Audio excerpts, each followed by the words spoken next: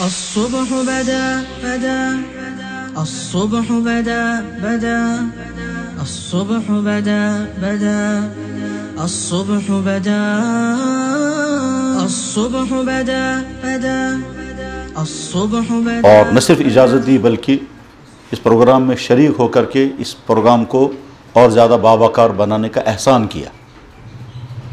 اور جن نوجوان طلباء نے اس پروگرام کو ارینج کیا ان کا بھی شکر گزار ہوں، اور آپ تمام نوجوان بھائیوں کا بھی شکر گزار ہوں. اللہ تعالیٰ آپ کا فیوچر بہت اچھا، بہت اچھا، بہت ہی اچھا اور ہر اعتبار سے اچھا بنائے. آپ کے اچھے فیوچر کی تمنا خود آپ کے اندر بھی ہوگی، ہونی چاہیے، آپ کے والدین کے دلوں میں بھی ہوگی، ہونی چاہیے، اور ہم سب کو، کیونکہ ہم آپ کے بھائی، آپ میں سے کچھ ہمارے بیٹوں کے درجے میں ہیں، کچھ ہماری بھائی اور بہنوں کے درجے میں ہیں، اور یہ آپ کے اساتذہ ہیں. ان کے لیے بھی خوشی ہے کہ ان کا اسٹوڈنٹ آگے چل کر کے ایک شائننگ فیوچر گزارنے والا ہو. تو آپ تو اس کا اندازہ نہیں کر سکتے استاد کو کتنی خوشی ہوتی ہے جب اسے یہ معلوم ہوتا ہے کہ میرا اسٹوڈنٹ بہت کامیاب زندگی گزار رہا ہے. شاید کبھی کبھی اس کو اچھے کھانوں میں اتنے مزے نہیں آئیں گے جب وہ یہ دیکھتا ہے کہ میرا فلاں اسٹوڈنٹ ہے اور وہ آ کر کبھی کہتا ہے سر میں نے آپ سے پڑھا ہے، میں آج یہ کام کر رہا ہوں. تو استاد کو اتنی خوشی ہوتی ہے کہ میرا پڑھایا ہوا، یار میرا لگایا ہوا درخت آج پھل دے رہا ہے. تو اس لیے آپ کے فیوچر کے اچھے ہونے کی تمنائیں جیسے آپ کو ہوں گی، آپ کے والدین کو ہوں گی، آپ کے استادوں کو ہوگی، ہم کو بھی ہیں. میں نے اپنی بھائیوں سے درخواست کی کہ مجھے کس ٹاپک پر بات کرنی ہے، تو انہوں نے کوئی متعین ٹاپک نہیں بتایا. تو میں نے کہا یہ بہت اچھا ہوا کہ انہوں نے کوئی متعین ٹاپک مجھے نہیں بتایا. اس کا نتیجہ یہ ہے کہ میں مختلف ان ٹاپکس پر بات کرنے کے لیے آزاد ہوں جن ٹاپکس کے بارے میں یہ سمجھتا ہوں کہ میرے ان بھائیوں کو ضرورت ہے. اگر ٹاپک طے کر دیا جاتا ہے تو کبھی کبھی وہ بہت مفید ہونے کے بعد آدمی سے بند رہتا ہے کہ اسے باہر نکل نہیں سکتا. لیکن جب ٹاپک طے نہیں ہوتا ہے تو اس میں کبھی بولنے والے کو غلطی ہو جاتی ہے، وہ ٹاپک وہ لے لیتا ہے جس کا فائدہ زیادہ نہیں ہوتا، اور کبھی وہ بہت اچھا ٹاپک منتخب کر لیتا ہے جس کا فائدہ سننے والوں کو بہت ہوتا ہے. تو اب جب مجھے یہ آزادی دی گئی اور وقت دیا گیا 12 بجے سے 1 بجے تک کا، تو میں کوشش کروں گا کہ اس وقت جو مناسب حال مجھے لگتا ہے آپ کے لیے ہونا چاہیے وہی باتیں میں عرض کروں گا. میں اس وقت کی اس گفتگو کو 4 الگ الگ پورشن میں تقسیم کرتا ہوں. 4 الگ الگ ٹاپکس ہوں گے لیکن اندر سے وہ ریلیٹڈ بھی ہوں گے. اس میں سے پہلا ٹاپک بہت دلچسپ ہے، اور وہ دلچسپ اس معنی کر ہے کہ میں نے ابھی پروفیسر شوکت صاحب سے کہا کہ مجھے اجازت دیں کہ میں یہ پھول کا گملہ وہاں لے جاؤں. تو وہ تعجب میں پڑ گئے اور کہا شوق سے.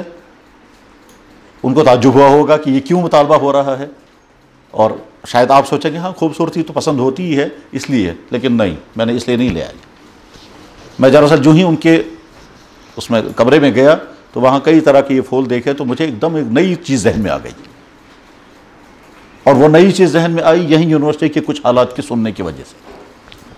مجھے بہت دفعہ بتایا گیا کہ اب ہماری سوسائٹی میں ایسے بہت سارے لوگ رہ رہے ہیں جو اتھیسٹ بن گئے ہیں، اور وہ کہتے ہیں خدا کوئی چیز نہیں، مذہب کوئی چیز نہیں، انسان ایسے آزاد جیسے جانور آزاد ہے.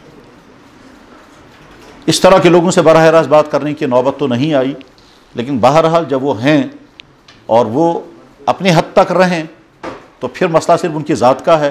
لیکن اگر وہ اپنا انفیکشن پھیلانے کی کوشش کر رہے ہوں تو اس کے معنی یہ ہیں کہ آپ میں سے کسی کو بھی وہ کبھی بھی کنفیوز کرنے کی کوشش کر سکتے ہیں، اور آپ میں سے بھی کوئی کنفیوز ہو سکتا ہے، کیونکہ کنفیوژن انسانی کو ہوتا ہے، جانور کو کنفیوژن نہیں ہوتا. جانور کو معلوم ہے کہ مجھے اس راستے پر چلنا ہے تو اس کو پکڑ کر دوسرے راستے پہ لے جائیں گے، وہ پھر اسی راستے پر آئے گا. تو کنفیوژن عقل والوں کو ہوتا ہے، انسانوں کو ہوتا ہے. تو اس معنی کر اس لیے اس ٹاپک پر تھوڑی سی بات کرنے کی میں نے ضرورت محسوس کی، اور اس ضرورت کو سامنے رکھ کر کے میرے یہ گملہ سامنے لایا. ظاہر آپ سوچیں گے اس گملے کا اس سے کیا تعلق ہے، تو میں آپ سے سوال کرتا ہوں، کسی بنانے والے نے کتنے اچھے پھول بنائے، اس کے کلر ٹھیک وہی بنانے کی کوشش کی جو اصل پھول میں ہوتے ہیں، اس کی پتیاں بنانے کی وہی کوشش کی جیسے اصل پتیاں ہوتی ہیں، ان پتیوں کا کلر وہی بنایا اس نے جیسا پتیوں کا کلر ہوتا ہے. اب اگر آپ سے، ہم سے، دنیا کے کسی بھی انسان سے یہ کہا جائے کہ یہ گملہ خود بخود بنا ہے اور کسی نے اس کو نہیں بنایا، تو کیا دنیا کا کوئی انسان اس کو قبول کر سکتا ہے؟ کیا اس بات کا امکان ہے کہ یہ پھول جن کی شیپ، جن کے کلرز، یہ پتیاں، ان پتیوں کا کلر اور ٹہنیاں، اور ٹہنیوں کا کلر ٹہنیوں جیسا، ٹہنیوں کی شیپ ٹہنیوں جیسی، یہ ہو ہی نہیں سکتا ہے کہ یہ سارا خود بن جائے. اور اگر کوئی انسان یہ کہے گا یہ خود بنا ہے تو ہر سننے والا کہے گا تم عقل کی حالت میں نہیں ہو، سوچ کی حالت میں نہیں ہو. اب سوال یہ ہے، جو لوگ کہتے ہیں خدا نہیں ہے ان سے سوال یہ ہے، جس پھول کی یہ نقل کی گئی ہے یہ جب خود نہیں بنا تو جو اصل پھول ہے وہ خود کیسے بنا؟ شاید پوائنٹ آپ سمجھ رہے ہوں گے. میں اس کو تھوڑا اور وسیع کرتا ہوں. دنیا میں انسان اسٹیچو کی شکل میں بھی، پینٹنگ کی شکل میں بھی، فوٹوگرافی کی شکل میں بھی، ان تینوں شکلوں میں انسان، سکائی، زمین، پہاڑ، جانور، پرندے، انسان، اچھے سین، پھول، درخت، جھرنے، پہاڑیاں، ان تمام چیزوں کے سین بنتے ہیں. اسٹیچو کی شکل میں بھی بنائے جا سکتے ہیں، پینٹنگ کی شکل میں بھی ہو سکتے ہیں، اور فوٹوگرافی بھی ہوتی ہے. کیا ان میں سے کوئی بھی چیز ہمارے سامنے ہو اور پھر یہ کوئی کہے گا کہ یہ خود بخود بنا ہے، تو ہر کہنے والا کہے گا خود بن ہی نہیں سکتا، خود ہو ہی نہیں سکتا، یہ ممکن ہی نہیں ہے. تو جس کی وہ نقل کی جا رہی ہے وہ چیز خود کیسے بن گئی، یہ دنیا کے تمام اتھیسٹ جواب دے، اور کبھی جواب دے نہیں سکتے سوائے اس کے کہ ہر درمی پر انسان رہے، باقی جواب دے نہیں سکتے. کیوں؟ جب نقل خود نہیں بن سکتی تو اصل خود کیسے بن گئی؟ ہم میں سے کوئی انسان کسی جنگل میں پہنچے ٹریکنگ کے لیے، اور وہاں ہم نے جھونپڑی دیکھی. اس جھونپڑی کے اندر مان لیجئے بسکٹ کے کور بھی پائے، ہم نے وہاں کیلے کے چھلکے بھی پائے، ہم نے وہاں ٹوٹا پھوٹا بسترا سا بھی دیکھا. تو ہم میں سے ہر شخص سمجھے گا کوئی رہا ہے جس نے یہ جھونپڑی بنائی. کچھ لوگ رہے ہیں جو یہاں رہے ہوں گے، انہوں نے وہاں بسکٹ کھائے ہیں، وہاں مان لیجئے کولڈ ڈرنک کی بوتلیں بھی پڑی ہوئی ہیں، ہم کہیں گے ہاں کچھ لوگ رہے ہوں گے، ہاں ان کے ساتھ کولڈ ڈرنک کی بوتلیں بھی رہی ہیں، یا پانی پینے کی بوتلیں رہی ہیں، بسلری بوتلیں رہی ہیں، اور کیلے کے چھلکے، اس کا مطلب انہوں نے کیلے بھی کھائے ہوں گے. اور ساتھ میں اگر قریب میں کہیں گوبر پڑا ہوا ہوگا تو ہم صاحب یہ بھی سمجھیں گے کہ کوئی نہ کوئی جانور آہا ہے جو اس جھونپڑی میں پہنچا ہوگا. جنگلوں میں جب بارش ہوتی ہے تو وہاں جو جانور چرنے کے لیے ہوتے ہیں وہ جھونپڑیوں میں جاتے ہیں، گفاؤں میں جاتے ہیں، غاروں میں بیٹھتے ہیں، اور وہاں گوبر بھی پڑا ہوا ہوتا ہے، اور بھیڑ بکریوں کی مینگنیاں بھی پڑی ہوئی ہوتی ہیں. ان تمام چیزوں کو دیکھ کر انسان کیا سمجھے گا؟ کوئی انسان ہے جس نے یہ جھونپڑی بنائی. کچھ لوگ رہے ہیں جو یہاں رات گزار کر گئے ہوں گے، انہوں نے وہ بسکٹ بھی کھائے ہیں، اور وہ کولڈ ڈرنک کی بوتلیں بھی پی ہیں، اور کیلے بھی کھائے ہیں، اور کہیں بکری بھی آئی ہوگی جس کی یہ مینگنیاں ہیں، ہو سکتا ہے کوئی گائے بھی آئی ہوگی جس کی یہ. اور خدا نخواستہ اگر کہیں خون پڑا ہوا دیکھا تو ہم سوچنے پہ مجبور ہوں گے کہ نہ جانے یہ انسان کوئی زخمی ہوا ہے، یا کوئی جانور زخمی تھا، یا کسی جانور نے دوسرے جانور کو زخمی کیا جس کا خون ہے. خون بتا رہا ہے کسی سے نکلا ہے. یہ کیلے بتا رہے ہیں کوئی کھانے والا رہا ہے، گوبر بتا رہا ہے کوئی جانور یہاں آیا ہے. اور ساتھ میں اگر بیٹ پڑی ہوئی ملی تو ہم سمجھ جائیں گے کوئی نہ کوئی پرندہ بھی آیا ہے، کیونکہ بیٹ. اور اگر پرندے کے پر گرے ہوئے ہیں ہم سمجھیں گے کہ ہاں پرندے کے پر بھی. اور اگر بہت سارے پر پڑے ہوئے ہیں تو ہم سوچنے لگیں کہ شاید کسی نے پرندے کو دبوچا ہے اور سارے پر بکھیر دیے ہیں، وہ سارے پر پڑے ہوئے ہیں. اور اگر وہاں انڈے کے چھلکے پڑے ہوئے ہیں تو ہم سمجھیں گے کسی نے انڈے بھی کھائے ہوں گے. یہ ساری علامتیں کیا بتا رہی ہیں؟ ان لوگوں کو جن کو ہم نے دیکھا نہیں، اور ہم سب ان کو ماننے کو تیار ہیں. اب اس دنیا میں آسمان، زمین، چاند، سورج، ستارے، زمینیں، وہ ساری چیزیں اگل رہی ہیں جس کی انسانوں کو ضرورت ہے. انسانوں کو غذا کی ضرورت ہے، زمین غذا اگل رہی ہے. انسانوں کو پھلوں کی ضرورت ہے، زمین سے پھل پیدا ہو رہے ہیں. انسانوں کو مکانوں کی ضرورت ہے، مکان لکڑی سے بنتے ہیں، پتھر سے بنتے ہیں، مٹی سے بنتے ہیں. زمین درخت اگاتی ہے، درختوں سے لکڑیاں بنتی ہیں، اور لکڑی آگے ہمارے مکانوں کے کام آتی ہے. انسانوں کو کپڑوں کی ضرورت ہے، زمین کپاس اگاتی ہے، اس سے کاٹن بنتا ہے، کاٹن سے کپڑے بنتے ہیں. دنیا میں انسان جانوروں سے فائدے اٹھاتا ہے، لیکن جانور تب زندہ رہ سکے گا جب اس کو کھانا ملے گا، اور اس کا کھانا گھاس ہے، اور وہ گھاس زمین اگا دیتی ہے. زمین گھاس اگاتی ہے، وہ جانور کھاتے ہیں. جانور ہمیں دودھ دیتے ہیں، گوشت دیتے ہیں، گوبر دیتے ہیں، کھاد دیتے ہیں، اون دیتے ہیں، سواریاں دیتے ہیں، اور نہ جانے کیا کیا فائدے ہم جانوروں سے اٹھا رہے ہیں. حتیٰ کہ جانوروں سے کولاجن اور جیلاٹین آتا ہے، اور جیلاٹین تقریباً 500 دوائیوں میں استعمال ہو رہا ہے. یہ آپ کا ٹاپک تو نہیں، آپ تو لا کی دنیا میں ہیں، اس لیے وہاں تو آپ کو یہ سمجھ میں نہیں ہے، لیکن جانوروں کی ہڈیوں سے جیلاٹین نکالا جاتا ہے، اور وہ جیلاٹین تقریباً 500 دوائیوں میں استعمال ہوتا ہے، اور تقریباً 300 لوشنوں میں استعمال ہوتا ہے۔ یہ جو ہماری بہت ساری خواتین ناخنوں کے پالش لگاتی ہیں، اس میں وہی جیلاٹین ہوتا ہے۔ مجھے اس کے منع اور جائز ناجائز ہونے کی بات نہیں کر رہا، میں سمجھا رہا ہوں یہ کیا چیز ہے۔ یا کیپسول کا کور، یہ وہی جیلاٹین ہے جو ہم کو نظر آتا ہے شاید یہ پلاسٹک ہوگا، دکھتا تو ہے وہ پلاسٹک، پر ظاہر ہے جب ہم پلاسٹک کھائیں گے تو وہ معدے کو تباہ کر دے گا، وہ پلاسٹک نہیں ہے، یہ وہی چیز ہے۔ یہ سب جانوروں کی ہڈیوں سے نکلنے والی چیزیں ہیں۔ تو جانور گھاس سے زندہ، گھاس زمین پیدا کرتی ہے، ٹھیک۔ کتنا بڑا ہے وہ جس نے یہ آسمان بنایا، یہ ستارے بنائے، یہ زمین بنائی، یہ سولر سسٹم بنایا، یہ اسٹرونومی کی ساری پھیلی ہوئی دنیا بنائی، یہ زمین اور زمین سے اگنے والی یہ طرح طرح کی چیزیں بنائی۔ اللہ اپنا تعارف کراتے ہوئے کہتا میں ہوں تمہارا رب جس نے تم کو بنایا، تمہاری ساری شکلیں الگ الگ بنائی۔ هو الذی یصورکم فی الارحام، وہی ہے تمہارا رب جو ماؤں کی پیٹوں میں تمہاری شکلیں بناتا ہے۔ دنیا کے تمام انسان سیم، دنیا کے تمام انسانوں کی شکلیں الگ الگ، تمام دنیا کے انسان ایک ہی جیسے، تمام دنیا کے انسان الگ الگ ہیں، اور یہ دونوں باتیں صحیح ہیں۔ ہر انسان 2 ہاتھ، 2 پاؤں، 2 ٹانگیں، 2 بازو، 5 انگلیاں ایک ہاتھ کے اندر، دونوں ہاتھوں میں 10 انگلیاں، 1 سر، 2 کان، 32 دانت، 1 ناک، 2 آنکھیں، 2 ہونٹ، ہونٹوں کے بیچ میں زبان، 2 ٹانگ، یہ سب انسانوں کا سب ایسے ہی ہے۔ بلکہ ہمارے یہاں ایک دفعہ سوال آیا تھا کہ اگر کسی بچے کو 6 انگلیاں ہوں تو یہ 6ٹھی والی انگلی کاٹ سکتے ہیں یا نہیں؟ تو خیر یہ تو اسلام میں سوال ہے، آگے قانون میں بھی سوال آ سکتا ہے کہ کوئی آدمی اگر 6 انگلیاں والا ہو ہم اس کی انگلی کاٹ سکتے ہیں، یہ لیگل ہے یا انلیگل؟ تو خیر یہ بات کی چیز ہے۔ تو غرض ہے کہ اللہ نے تمام دنیا کے انسانوں کو ایک ہی جیسا بنایا، مگر ہر انسان دوسرے سے الگ ہے۔ کسی کی آنکھ دوسرے سے مل سکتی ہے؟ نہیں ملے گی۔ کسی کے فنگر دوسرے سے مل سکتے ہیں کہ نہیں؟ کسی کے شیپ، کسی بھی چیز کی شیپ دوسرے سے نہیں ملے گی۔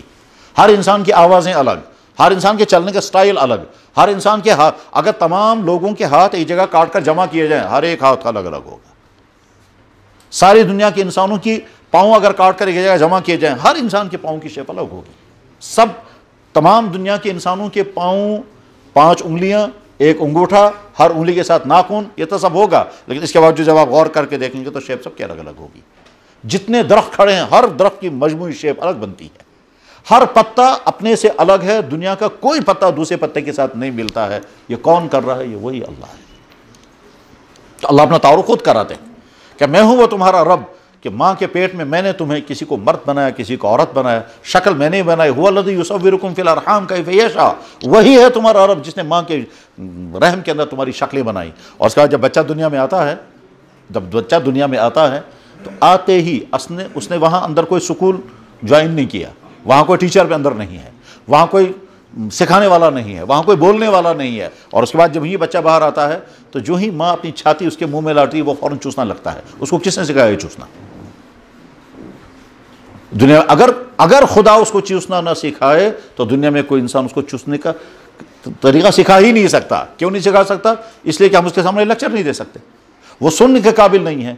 کوئی ڈاکٹر اس کا ٹریٹمنٹ نہیں کر سکتا کہ بیٹا دیکھو تمہاری ماں کی چھاتی میں دودھ آ گیا ہے تمہارے لیے، چوسنا مگر تمہیں خود ہی ہے۔ تو ظاہر اس کو سکھا نہیں سکتے ہیں۔ کون سکھاتا اس کے؟ وہی ہے وہ۔ انڈے کے اندر سے چوزا نکلا، یہ چوزا سارے وہی کام کرے گا جو کام اس کی وہ کمیونٹی کرتی ہے، جس کمیونٹی کا وہ چوزا ہے۔ اڑنے والا چوزا ہے وہ اڑے گا، چلنے والا چوزا ہے وہ چلے گا۔ انڈے کے اندر سے چوزا نکلتا ہے، مرغی آواز لگاتی ہے، وہ چوزا سمجھ جاتا ہے یہ خطرے کی گھنٹی ہے، وہ فوراً آ کر کے چھپتا ہے۔ کہاں؟ اس کے پر کے نیچے۔ اس کو کس نے سکھایا؟ چھپن جائے چاکئی، بچنے کی جگہ ایک ہی ہے، ماں کی پر کے نیچے چھپو۔ اس نے کس نے سکھایا یہ؟ اور وہی مرغی آواز لگاتی ہے، بچہ فوراً سمجھ جاتا ہے کھانے کے لیے بلایا جا رہا ہے، کہیں نہ کوئی دانے وانے پڑے ہوں گے، اور بچے آ کر ڈھونڈنے لگتے ہیں۔ کبھی کبھی دیکھنا چاہیے اللہ کی مخلوق کیسے دنیا کام کرتی ہے۔ وہی ہے اللہ۔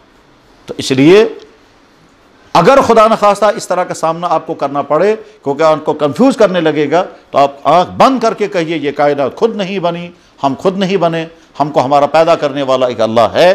ہاں وہ نظر نہیں آتا اور نظر آئے گا بھی نہیں، اور وہ لوگ پاگل اور جاہل ہیں جو یہ کہتے ہیں پہلے ہمیں خدا دکھاؤ پھر ہم مانیں گے۔ کیوں؟ اس لیے کہ دنیا میں جو چیزیں نظر آنے والی ہیں ہی نہیں، ان چیزوں کے بارے میں آپ ڈیمانڈ کر ہی نہیں سکتے کہ ہمیں دکھاؤ۔ آپ مجھ سے سوال کریں گے کہ تم زندہ ہو، میں کہوں گا جی ہاں زندہ۔ آپ کہیں گے زندہ ہوتا ہے انسان روح سے، اپنی روح پہلے دکھاؤ پھر ہم مانیں گے زندہ ہے۔ میں اپنی روح نہیں دکھا سکتا۔ میں آپ سے کہوں گا آپ سمجھدار ہیں کیا؟ بالکل سمجھدار ہیں۔ آپ عقل مند ہیں کہ ہاں جی ہاں بالکل عقل مند ہے۔ کتنی عقل مند ہیں؟ آپ کہہ سکتے ہیں بہت اچھی عقل میرے پاس ہے۔ میں کہوں گا پہلے اپنی عقل مجھے دکھائیے پھر میں آپ کو عقل مند مانوں گا۔ آپ کہیں گے وہ عقل دکھانے والی چیز نہیں ہے۔ مان لیجئے ہم کو بھوک لگی ہے، پیاس لگی ہے، اور میں آپ سے کہوں گا صاحب مجھے بھوک لگی ہے، اور آپ مجھ سے مطالبہ کریں گے پہلے بھوک دکھائیے پھر ہم مانیں گے، تو میں کہوں گا صاحب آپ کسی پاگلوں کی دنیا میں رہتے ہیں، بھوک نظر آنے والی چیز نہیں ہے۔ دنیا میں جو چیز نظر آ ہی نہیں سکتی اس کے بارے میں ڈیمانڈ کرنا ہمیں دکھائیے سوال ہی غلط ہے۔ بے شمار چیزیں آپ کو دیکھے بغیر ماننی ہیں، اس کے بغیر چارہ ہی نہیں ہے۔ ہر انسان کی باڈی میں کیلشیم ہیں، دیکھے کسی نے نہیں۔ باڈیوں ہر انسان بلکہ مخلوقات کے اندر وٹامنز ہیں کہ جی ہاں ہیں، تو کھول کے دکھا۔ پھلوں میں وٹامنز ہیں، ذرا نکال کے دکھائیے وہ وٹامنز ہیں کہاں؟ کیسا؟ دھوپ کے اندر وٹامن ڈی ہے، آپ اس کو صرف فیل تو کر سکتے ہیں، لیکن وٹامن ڈی الگ پکڑ کر کے یہ ہے وہ وٹامن، وہ نہیں دکھا سکتے۔ فین چل رہا ہے، اس کے پیچھے پاور آ رہا ہے، ہم تار تو دیکھ سکتے ہیں، پاور نظر نہیں آ سکتا۔ اگر آپ کہیں گے صاحب پاور میں تب مانوں گے جب پاور آپ مجھے دکھا دیں گے، ہم کہیں گے پاور دکھانے والی چیز نہیں ہے۔ اگر آپ نہیں ماننا چاہتے ہیں تو ایک راستہ ہے، تار کھول کر کے ہاتھ لگا کے دیکھ لیجئے، پھر پتہ چلے گا آپ ہے کہ نہیں۔ آپ کہیں گے نہیں صاحب میں فیل کرنے کے باوجود مجھے کرنٹ لگا، میں پھر بھی نہیں ماننے کے لیے تیار ہوں، مجھے پہلے نظر مجھے دکھا دیجئے۔ جواب آئے گا کہ پھر آپ کی جگہ پاگل خانہ ہے، کیونکہ جو چیز نظر نہیں آ سکتی ہے اس کو کیسے دکھا سکتے ہیں؟ چائے میٹھی ہے کہ نمکین ہے، آپ کہیں گے مجھے پہلے دکھا دیجئے پھر میں مانوں، تو آپ سمجھ گئے یہ تو دیکھنے کی چیز نہیں، تو ٹیسٹ کرنے کی چیز ہے۔ آپ اپنی زبان پر چائے کا چمچہ ڈال رکھیں، آپ کو پتہ چلے گا یہ لیفٹن چائے ہے کہ نمکین چائے ہے، اور نمک برابر ہے یا کم ہے یا زیادہ ہے، یہ ٹیسٹ کرنے کی چیز ہے۔ آپ وہ کام جو زبان کو کرنا ہے وہ اپنی آنکھ سے کہہ رہے ہیں آپ کر کے دکھاؤ، آنکھ کی میرا کام نہیں ہے، یہ تو ٹیسٹ کرنے کی چیز ہے، دیکھنے کی چیز نہیں۔ تو جس چیز دنیا میں نظر آ ہی نہیں سکتی اس کے بارے میں ڈیمانڈ کرنا پہلے ہمیں دکھاؤ، ڈیمانڈ ہی غلط ہے۔ جیسے جو لوگ یہ کہتے ہیں یہ نا خدا اس پوچھوں تو اس کے ازمان ہوں۔ تو ایک دفعہ مجھے ایک صاحب ملے تھے، میں نے کہا لگا صاحب جب خدا کو ہم نے دیکھا نہیں ہم کیوں مانیں گے؟ میں نے کہا آپ نے اپنے باپ اور ماں کو دیکھا ہے؟ کہا لگا جی۔ میں نے کہا جس دن ہوا تو اس دن تھے آپ؟ کہا لگا بکا جا ساتھ وہ یقیناً ہم میں سے کوئی بھی نہیں تھا جس دن میرے باپ اور میری ماں کا نکاح ہوا، ہم کہاں تھے اس دن؟ کہ ہم تھے ہی نہیں، ہم تو اس کے بعد ہی پیدا ہوئے نا۔ تو بہت اچھا، جس دن میرے والد اور میری والدہ کا نکاح ہوا اس دن ہم تھے ہی نہیں۔ پھر جس دن ہم اپنی ماں کے پیٹ میں بننے لگے اس دن ہمیں پتہ نہیں ہے۔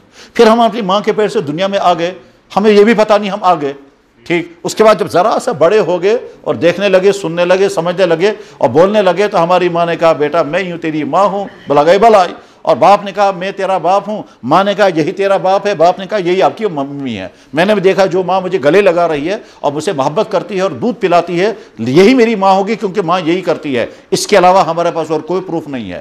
اب اگر کوئی انسان کہے گا میں باپ کو تب مانوں گا جب میں اپنی آئی وٹنس، تو جناب آپ آئی وٹنس لا ہی نہیں سکتے، آپ تو تھے ہی نہیں اس دن۔ بہت اچھا، تو کیا ہم نے اپنے گرینڈ فادر کو دیکھا ہے؟ ہو سکتا ہے بہت لوگوں نے دیکھا ہوگا، بہت لوگوں نے دیکھا ہی نہیں ہوگا۔ تو ٹھیک ہے، جس گرینڈ فادر کو آپ نے نہیں دیکھا وہ تھا کوئی؟ کہاں تھا، تو آپ نے تو دیکھا ہی نہیں اسے، تو دیکھے بغیر کیسے مان رہے ہیں؟ کہنے کہ جب میرا باپ ہے تو وہ کسی کا بیٹا تو ہوگا، کسی کا بیٹا ہوگا، لہٰذا میں ماننے پہ مجبور ہوں۔ ایسے یہ کائنات چل رہی ہے، کوئی تو ہوگا جس کو چلا رہا ہے، بس اسی کا نام ہے خدا۔ وہ خدا وہی ہے جو اپنا تعارف کراتا ہے قرآن کے ذریعے، اور اس لیے آپ پڑھے لکھے لوگ ہیں، آئندہ اور آپ کی ڈگریاں ہوں گی، اس لیے جب جیسے باقی 10 قسم کی چیزیں آپ پڑھیں گے، قرآن کو بھی پڑھیں، اس کی تفسیریں پڑھیں، اور یہ سوچ کر دیکھیں اللہ تعالیٰ اپنا تعارف کیسے کراتے ہیں اور کیا کیا بتاتے ہیں، میں نے تمہارے لیے کیا کیا پیدا کیا۔ اور جب اس نقطے سے جب آپ پڑھنے لگیں گے تو قدم قدم پر خدا کا تعارف آپ کو نظر آ جائے گا۔ کہتے ہیں اللہ تعالیٰ فرماتے ہیں میں نے تمہارے لیے پانی برسایا، اور پانی برسانے کے سسٹم میں نے یہ رکھا، میں تمہارے لیے طرح طرح کے پھل اگاتا ہوں، اور وہ پھل سارے کے سارے پھل الگ الگ شیپ، الگ الگ پیکنگ، الگ الگ مزے، الگ الگ کلر، کوئی پھل کسی کے ساتھ نہیں ملتا۔ قرآن میں اللہ تعالیٰ فرماتے ہیں وَنُفَضِّلُ بَعْضَهَا عَلَى بَعْضٍ فِي الْأُكُلِ يُسْقَى مِن مَاءٍ وَاحِدٍ، کہ میں نے یہ پھل جتنے پیدا فرمائے ہیں مختلف الوانہ و مختلف اکلہ، ان کے ذائقے الگ ہیں، ان کے فائدے الگ ہیں، ان کی پیکنگیں الگ ہیں، ان کی شیپیں الگ ہیں، ان کے مزے الگ ہیں، ان کے ٹیسٹ الگ ہیں. سیب بھی میٹھا, ناشپاتی بھی میٹھی, لیکن دونوں کی مٹھاس میں فرق رکھا ہے. اور آپ آنکھ بند کر کے دونوں چیزیں کھائیں گے, آپ اور محسوس کر لیں گے صاحب یہ تو سیب کی کاشت تھی اور یہ ناشپاتی کی کاشت تھی. بلکہ کشمیری تو زیادہ ہی آگے ہیں, وہ امریکن سیب اور دلشس سیب کو ٹیسٹ سے بتا دیں گے یہ کون سے, شکل دیکھ کر بتا دیں گے. جیسے باہر کے لوگ جو ہیں وہ آم کی شکل دیکھ کر بتا دیتے ہیں یہ کون سا آم ہے, اور چکھ کر کے بتا دیتے ہیں کون سا آم ہے. ہم لوگ چونکہ آموں کے والے نہیں ہیں اس لیے ہماری نظر میں تو سارے آم ایک ہی ہیں, لیکن باہر والے لوگوں کی نظر میں سارے سیب ایک ہی ہیں. ہم کشمیری لوگ جو ہیں وہ فرق کر لیتے ہیں کہ یہ مہاراجی ہے, کہ نہیں یہ امریکن ہے, کہ نہیں یہ سہارنپوری ہے. بلکہ ایک سیب تو کہتے ہیں حضرت بلی بھی کوئی سیب ہے, واللہ عالم ہوگا کوئی سیب. تو غرض ہے کہ ہم تو ٹیسٹ کر کے بتا دیتے ہیں. یہ ٹیسٹ کیسے؟ اچھا, اس میں یہ بھی سوچنے کی بات ہے کہ ہماری زبان پر اس خدا نے ٹیسٹ کرنے کی صلاحیت رکھی ہے, تبھی ہم اپنی زبان سے ٹیسٹ بتا سکتے ہیں. چنانچہ آپ پہلی مرتبہ آج کوئی چیز کھائیں, سال ہر سال کے بعد جب آپ وہ چیز کھائیں گے آپ کی زبان یاد دلا دے گی یہ وہی چیز ہے جو ایک مرتبہ میں نے کھائی تھی. کہ کتاب میں نے پڑھا کہ زبان 40,000 ٹیسٹ ریکارڈ کر لیتی. آپ کی آنکھیں بند ہوں اور چمچے سے آپ کے منہ میں آپ کے دوست نے, آپ کی سہیلی نے, آپ کے ابو نے, آپ کی امی نے کوئی چیز ڈالی, آپ آنکھیں بند ہیں اور منہ میں چمچے سے ڈالی ہوئی چیز کو چک کر کے دیکھ رہے ہیں, کہ لگے حلوہ ہے کن پھیرنی ہے کن آئس کریم ہے. یہ کون بتا رہا ہے؟ ٹیسٹ. ٹیسٹ کس نے پیدا کیا؟ اللہ. اور اگر اللہ وہ ٹیسٹ پیدا نہیں کرتا, دنیا کے سارے ڈاکٹر مل کر پیدا نہیں کر سکیں گے. سارے ڈاکٹر مل کر کے زبان پر ٹیسٹ لانا چاہیں نہیں لا سکتے.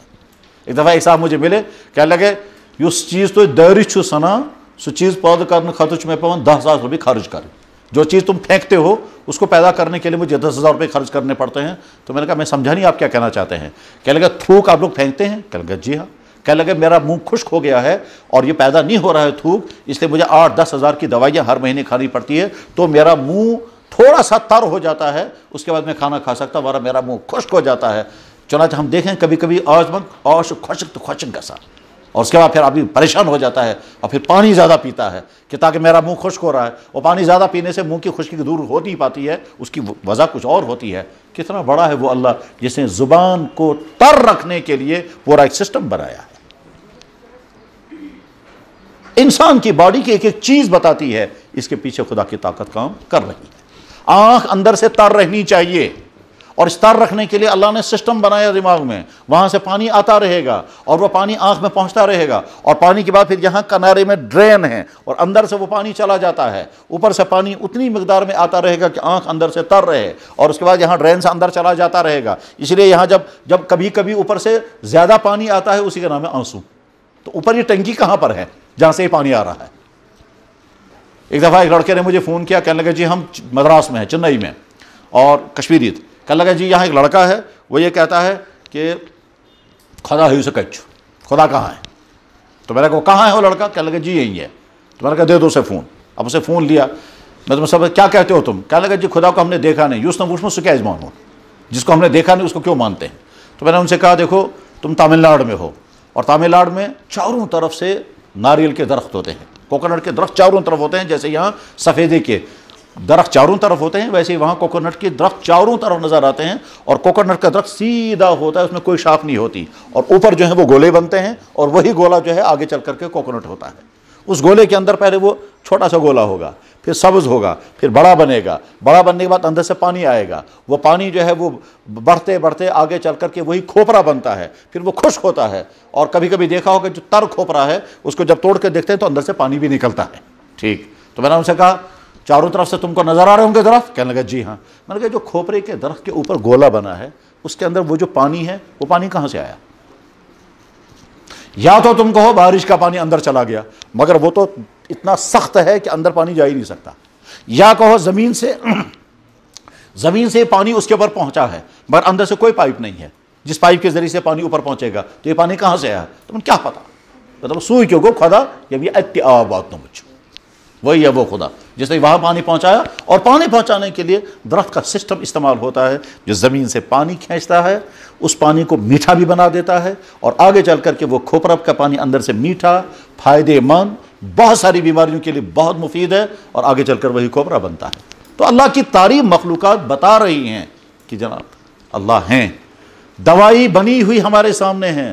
اس کا مطلب یہ ہے کہ کسی فارمیسی میں دوائی بنی ہے. سلا ہوا کپڑا بتا رہا ہے کہ کسی نے اس کو سیا ہے.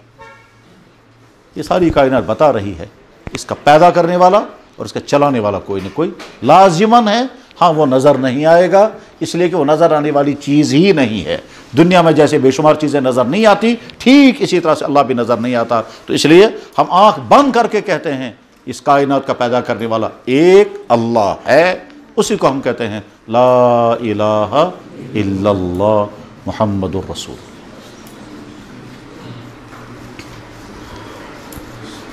ایک صاحب نے کلمہ پڑھا اور ابھی یہیں کشمیر میں ہے وہ. تو ایک دفعہ بڑی دلچسپ بات اس نے سنائی.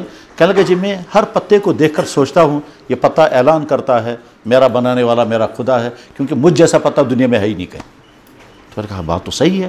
واقعی ہر پتا الگ الگ ہے. کسی پتے کی شیپ دوسری کے ساتھ نہیں ملے گی. کبھی پتا اٹھا کر دیکھیں یہ باہر درخت ہیں ایک پتے کو اٹھا کر کے دیکھیں پھر اس پتے کی جو لکیریں ہوں گی تو دوسرے پتے کے ساتھ ملا کر دیکھیں کسی پتے کی لکیر دوسری کے ساتھ نہیں ملے گی. کبھی نہیں. سارے درختوں کو جمع کر کے نہیں ملے گی. جتنے ہمارے گھروں میں جانور ہیں کسی جانور کا کلر دوسرے کے ساتھ نہیں ملے گا. جتنی ہمارے گھروں کے اندر مرغے اور مرغیاں پیدا ہوتے ہیں کسی کا کلر دوسرے کے ساتھ کبھی نہیں ملے گا. ورنہ روز لڑائیاں انسانوں کی شکلیں اللہ نے الگ الگ بنائی ورنہ روز لڑائیاں ہوتی. یہ کہتا ہے یہ میرا بیٹا ہے وہ کہتا ہے نہیں صاحب میرا بیٹا ہے. ہم کو پتہ ہی نہیں چلتا ہم اپنے گھر میں آ رہے ہیں یہ بڑی والی بہن ہے یا چھوٹی والی بہن ہے یہ میرا بھائی ہے یا پڑوسیوں کا لڑکا ہے کیونکہ شکلیں سب کی ایک جیسی ہوتی. تو اللہ نے کیا کیا سب کی شکلیں بنائی سب کی شکلیں الگ بنائی تاکہ ہم کنفیوز نہ ہو جائیں. ورنہ آپ سوچیں ایک انسان اپنے گھر پہنچتا اسے کہتے پتہ چلتا کہ صاحب یہ آنٹی ہیں یا امی ہیں کیونکہ شکلیں دونوں کی ایک جیسی ہیں. یہ چچا انکل ہیں یا ماموں ہیں یا ابو ہیں کیونکہ شکلیں دونوں کی ایک ہی جیسی ہیں. اور ابا جان سوچتے ہیں یہ میرا بیٹا ہے یا پڑوسیوں کا لڑکا ہے کیونکہ شکلیں ایک ہی جیسی ہیں. تو اللہ نے سب کی شکلیں الگ بنائی ہیں. بہرحال اللہ ہیں وہی یہ کائنات کے خالق ہیں وہی اس کائنات کو چلا رہے ہیں اور اس کائنات میں جس کو جو چاہیے اس کو وہ چیزیں مہیا کرتے ہیں. اللہ تعالیٰ کہتے ہیں وَكَأَيٍّ مِّن دَابَّةٍ لَا تَحْمِلُ رِزْقَهَا اللَّهُ يَرْزُقُهَا وَإِيَّاكُمْ. دنیا میں کتنی مخلوقات ایسی ہیں ان کے پاس روزی کا کوئی سسٹم نہیں ہے. میں ان کو کھلاتا ہوں تم کو بھی کھلاؤں گا. چڑیا صبح نکلتی اس کے پاس نہ کوئی دکان ہے نہ کوئی جاب ہے نہ کوئی کچھ ہے. کوئی چڑیا شام کو خالی پیٹ واپس نہیں آتی. دنیا کی کوئی مخلوق بھوکی نہیں ہے. اللہ جس کو جیسے چاہتے ہیں کھلاتے ہیں اور رزاق وہی اللہ تعالیٰ. پیدا بھی اسے نہیں کیا اور وہی. بس میں اس ٹاپک کو اسے ختم کرتا ہوں. ہم یہ تسلیم کر کے زندگی گزاریں گے کہ اللہ ہیں وہ اکیلے ہیں اسی نے ہم کو پیدا کیا ہم اس کے بندے ہیں. ہم اپنی زمین پر اس نے ہم کو بسایا اسی نے زمین کی ساری چیزیں ہمارے لیے پیدا کی ہیں. بلکہ اللہ تعالیٰ کہتے ہیں میں نے تمہارے لیے سب پیدا کیا ان کو کھاؤ میں ہی تمہارا رب ہوں. ذالکم اللہ ربکم یہی تو ہے تمہارا رب جو تمہیں کھلا رہا اور کہتا ہے کھاؤ. بلکہ اللہ تعالیٰ فرماتے ہیں یا ایھا الذین آمنوا کلوا من طیبات ما رزقناکم. اے ایمان والو یہ ساری اچھی چیزیں میں نے تمہارے لیے پیدا کی ان کو کھاؤ. ولا تحرموا کسی چیز کو حرام مت کرنا. اور ایک جگہ اللہ تعالیٰ فرماتے ہیں کون ہے وہ جو میں نے اپنے بندوں کے لیے چیزیں پیدا کی اس کو حرام کرنے والا کون آئے گا. میں نے اپنے بندوں کے لیے پیدا کی ہے. قل من حرم زینت اللہ التی اخرج لعبادہ. آپ ذرا پوچھیں کون ہے وہ جس نے میں نے اپنے بندوں کے لیے جو چیزیں حلال کی ہیں ان کو حرام کرنے والا کون آئے گا. سب میں نے اپنے بندوں کے لیے حلال کی. لکوڈ دودھ بھی ہے حلال لکوڈ پانی بھی ہے حلال لکوڈ جوس بھی ہیں حلال اور ایک لکوڈ اور ہے اس کو اللہ نے کہا خبردار اس کے نزدیک مت جانا. اور اس میں میرا کوئی نقصان نہیں تمہارا نقصان ہوگا. تم اس کے نزدیک جاؤ گے تمہاری صحت تباہ ہوگی تمہارے اخلاق بگڑ جائیں گے تمہارا پیسہ برباد ہوگا تم جانور بن جاؤ گے تم نہ جانے کیا کیا کرنے لگو گے. اور واقعات روز ہوتے ہیں کہ شراب پی کر کے لوگ کیا کیا کرتے ہیں. ابھی کل تھی پرسوں کوئی لڑکا مجھے فون کر کے کہتا ہے کہنے لگا جی کوئی شکل ایسی بتائیے کہ باپ کو مارنے کی اجازت. تو میں نے کہا وجہ. کہنے لگا کوئی شکل ایسی بتائیے کہ مجھے باپ کو مارنے کی اجازت مل جائے. میں نے کہا وجہ. کہنے لگا وہ شراب پی کر کے آتا ہے اور اس کے بعد میری امی کو مارتا ہے مجھے زندگی ہو گئی یہی دیکھتے ہوئے اور اب میں بڑا ہوگا میں برداشت نہیں کر سکتا میں تو کہاں صورت بتا بس نہ تب ہر چیز دونوں شاہ اجازت کیا ہے سائز تنویز کہتا ہے وہ اس وقت نشے میں ہوگا اس کو پتہ ہی نہیں چلے گا مجھے ہر چیز مجھ سے برداشت نہیں ہوتا. شراب پی کر انسان یہاں تک پہنچتا ہے اسی لیے اللہ نے اس کو حرام کیا. بہرحال اخیر میں پھر ہم اللہ کو اپنا اللہ مانتے ہیں کہ یا اللہ ہم نے آپ کو دیکھا نہیں مگر میں ہوں اس کے معنی آپ ہیں کیونکہ آپ ہیں تبھی تو میں ہوں اور اگر آپ نہ ہوتے تو مجھے کون پیدا کرتا. بس آپ گھر جائیں گے آپ کی امی نے آپ کے لیے دہی تیار کی ہوگی وہ دہی خود نہیں بنی وہ دودھ سے بنی وہ دودھ خود نہیں بنا، وہ کسی گائے سے نکلا، وہ گائے سے دودھ نہیں بنا، وہ پہلے اس نے گھاس کھائی، وہ گھاس خود نہیں بنی، وہ گھاس بنائی کسی نے، پھر گائے کسی نے بنائی، اس گائے نے وہ گھاس کھائی، اس گائے سے دودھ پیدا ہوا، اس دودھ کو کسی نے نکالا، وہ دودھ نکلتے نکلتے آپ تک پہنچا، آپ کی امی نے اس کو دہی بنایا، اب آپ شام کو افطار میں دہی کھا رہے ہیں، اور پھر کہتے ہیں کوئی نہیں ہے خدا، یہ کہاں سے کھا رہے ہیں آپ؟ اللہ تعالیٰ قرآن کریم میں کہتے ہیں ان لکم فی الانعام لعبرۃ، یہ جانور تمہارے لیے نصیحت ہیں، میں ان کے جسم سے دودھ نکال کر تمہیں پلاتا ہوں۔ سارے ویٹرنری سائنس والے ابھی تک یہ ڈیسائیڈ ہی نہیں کر پائے کہ دودھ سفید کیسے ہوتا ہے۔ وہی ہے تمہارا رب کہ جب تم ماں کے پیٹ سے باہر آ گئے، ماں کی چھاتی میں دودھ آ گیا، اور یہ چشمے جاری ہو جاتے ہیں ماں کی چھاتی سے۔ ماں کی چھاتی سے نکلنے والے دودھ کا مقابلہ دنیا کو کوئی دودھ نہیں کر سکتا۔ آپ کو نہیں معلوم ہوگا دنیا میں سب سے پتلا دودھ عورت کا، اور دنیا کے سب سے زیادہ طاقتور دودھ عورت کا۔